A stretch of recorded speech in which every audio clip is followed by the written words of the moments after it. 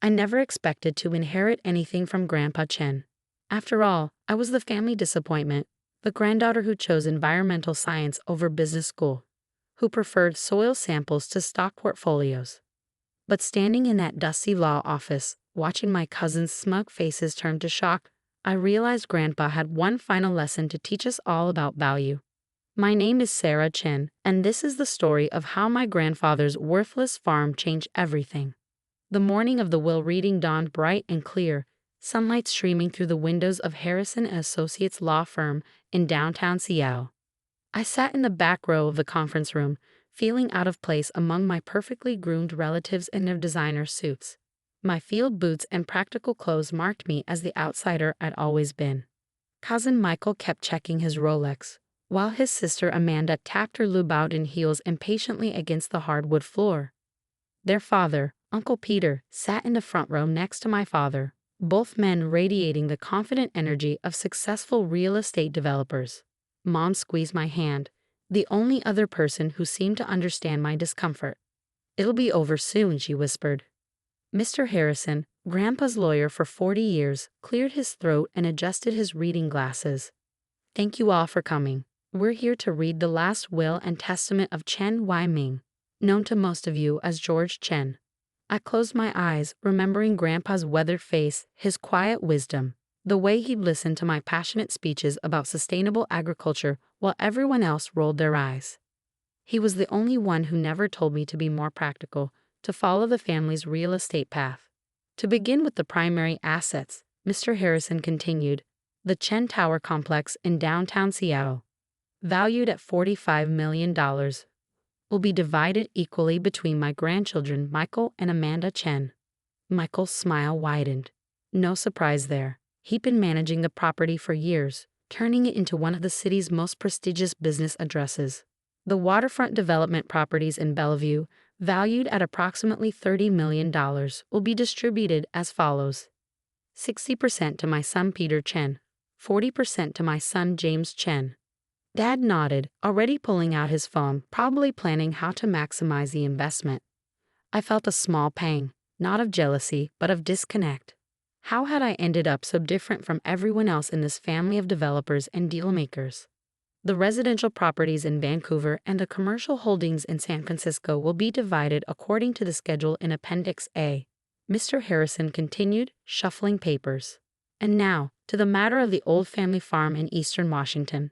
I sat up straighter. The farm, Grandpa's first property in America, bought when he arrived from China in 1960. 200 acres of what Uncle Peter called worthless dirt out past Spokane.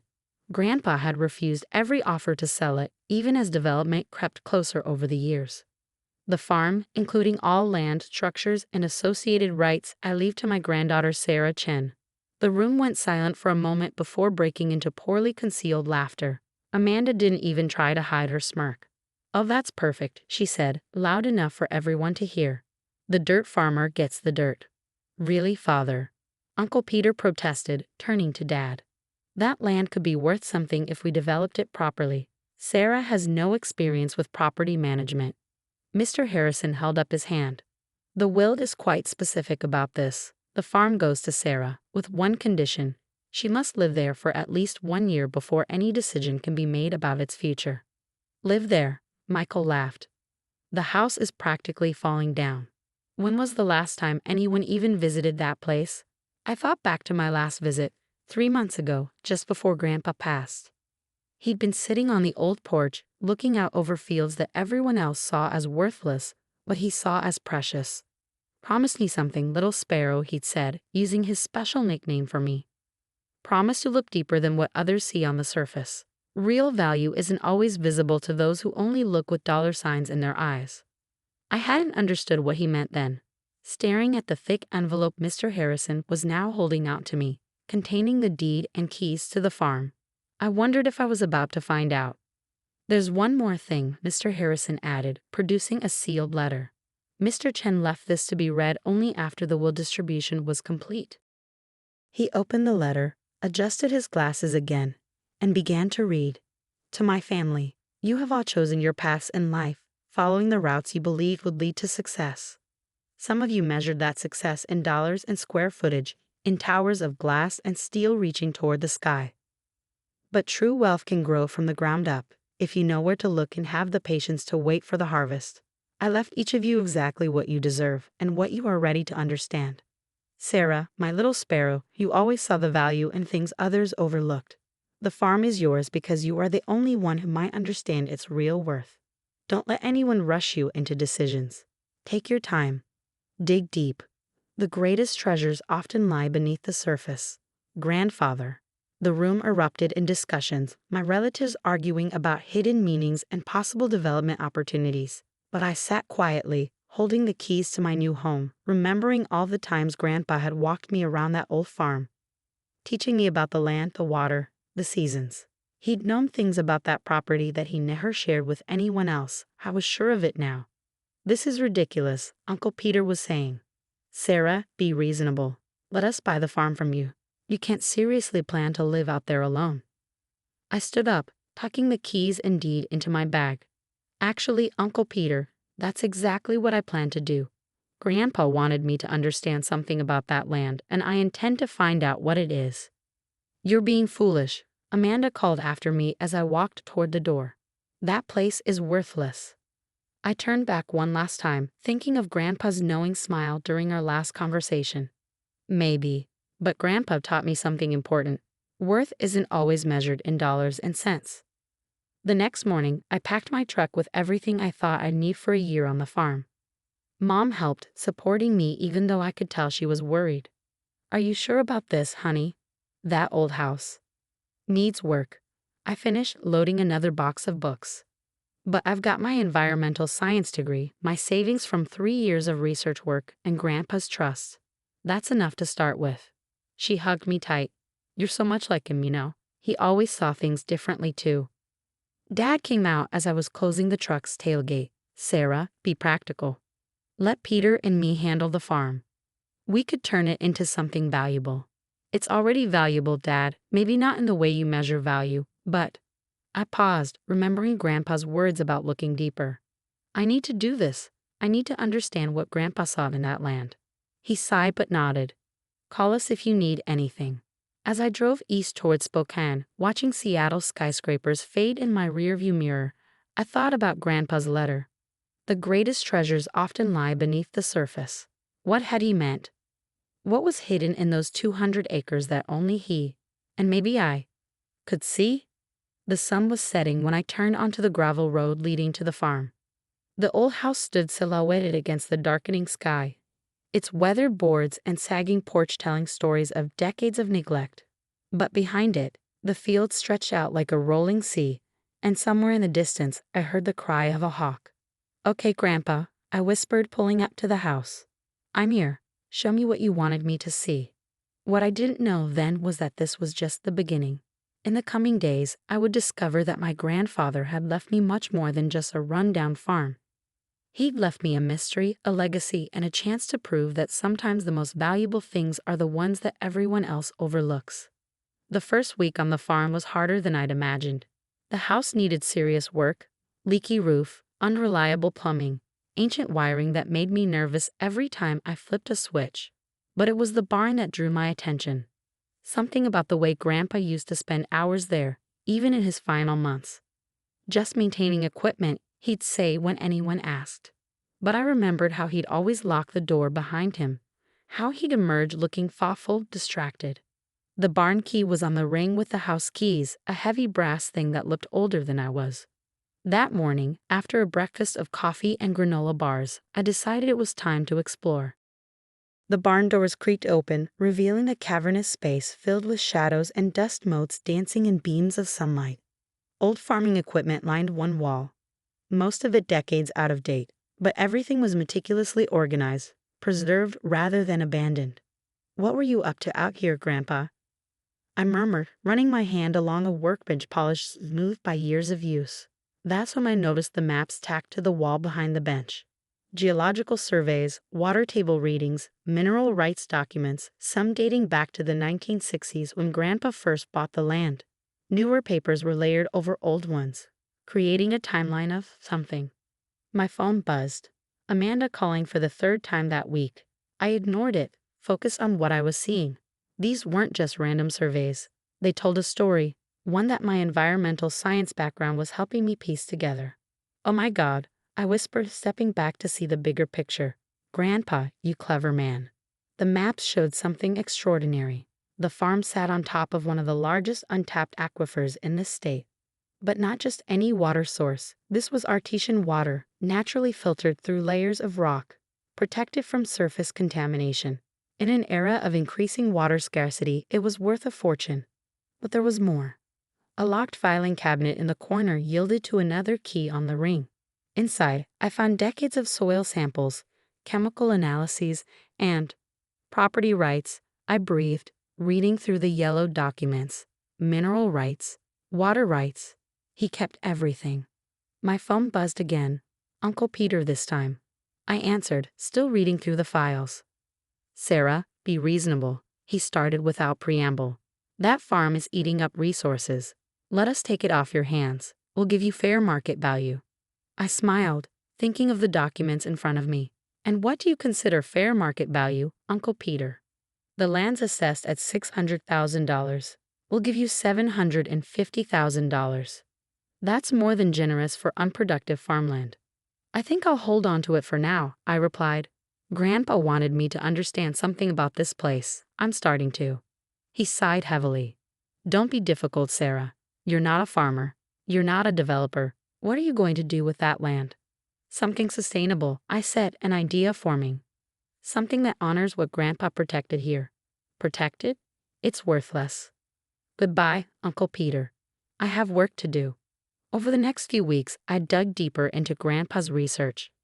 He hadn't just discovered the aquifer, he'd spent decades protecting it, quietly buying up surrounding parcels to create a buffer zone, ensuring no development could contaminate the water source. But he'd done more than that. The soil samples told another story. The farm's unique geology created perfect conditions for organic agriculture. The water, the soil composition, the mineral content, everything aligned to create something precious in an age of industrial farming. I called my old professor from the environmental science department. Dr. Rodriguez, I need your help with some water analysis and maybe a business plan.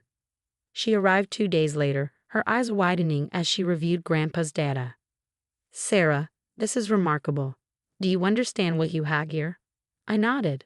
Pure water, clean soil, a chance to create something meaningful. More than that, she said, excited. This could be a model for sustainable agriculture. The water quality alone.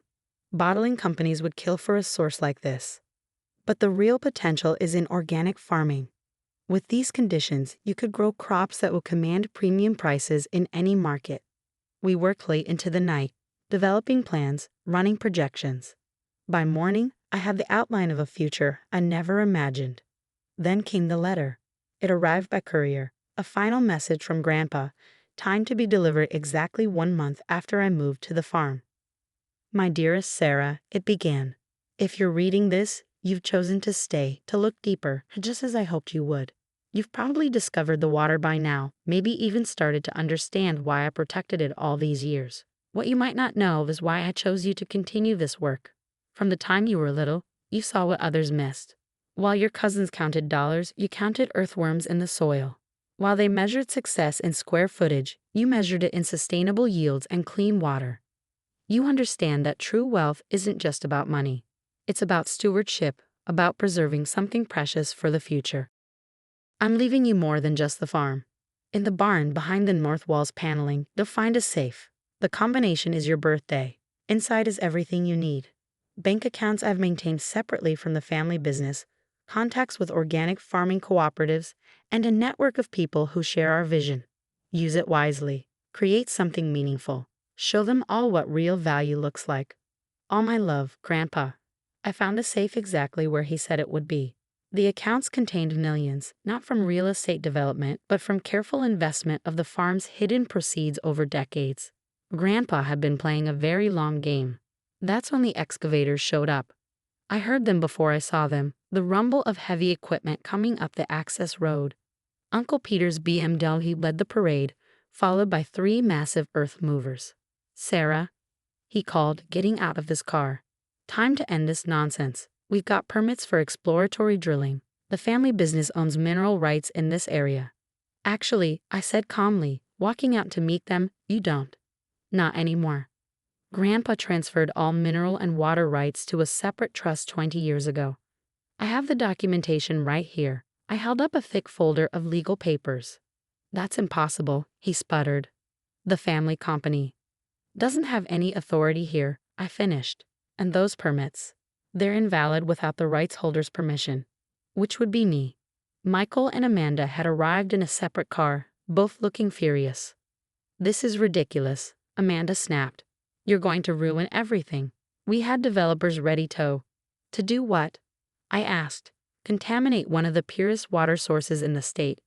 Destroy soil that could produce organic crops worth 10 times what your development would make. That got their attention.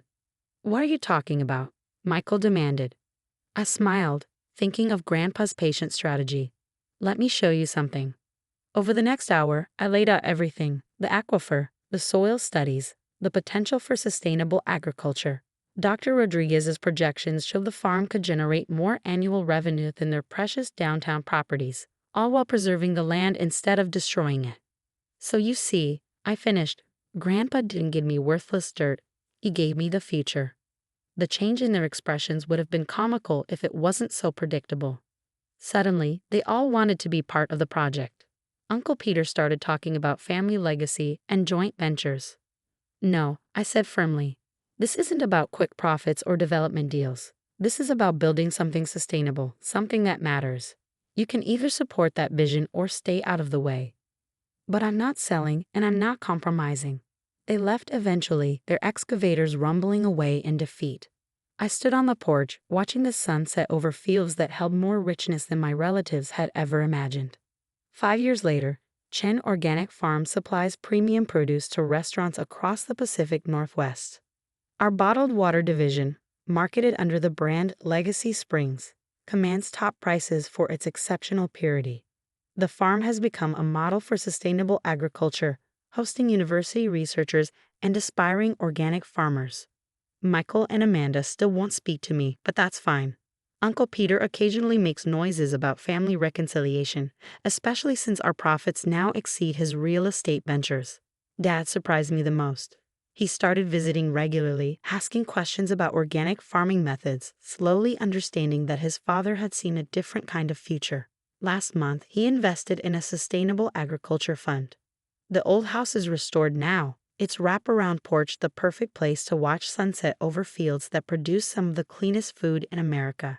Sometimes, when the evening light hits the crops just right, I swear I can see Grandpa walking the rows, checking the soil like he used to. Mom was right, I am like him. We both understood that real wealth grows from the ground up. That true value isn't always visible to those who only see the surface. Every morning, I walk the fields, checking crops, testing soil, making sure we maintain the standards Grandpa set. The workers know me, trust me, share my vision for what this land can be. We're not just farming here, we're proving that success can be measured in more than dollars and cents. In my office, the converted barn where it all started, I keep Grandpa's original maps framed on the wall. Next to them hangs a quote he wrote in his final letter. The greatest legacy we can leave is not what we build up, but what we preserve for the future. My cousins still don't understand. They look at our organic certification awards and sustainability prizes with the same confusion they once showed for my environmental science degree. That's okay. They measure success their way. I'll measure it mine. Standing on the porch this evening, watching another sunset paint the sky over my no longer worthless farm, I raise my glass of pure artesian water in a quiet toast. Here's to you, Grandpa. Thanks for teaching me to dig deeper, to see the real value in things others overlook. And thanks for trusting me to carry on your legacy. The farm's evening sounds answer: crickets chirping, workers heading home, the gentle whisper of wind through organic crops worth more than any downtown high-rise. Sometimes the best revenge isn't proving others wrong. It's proving yourself right.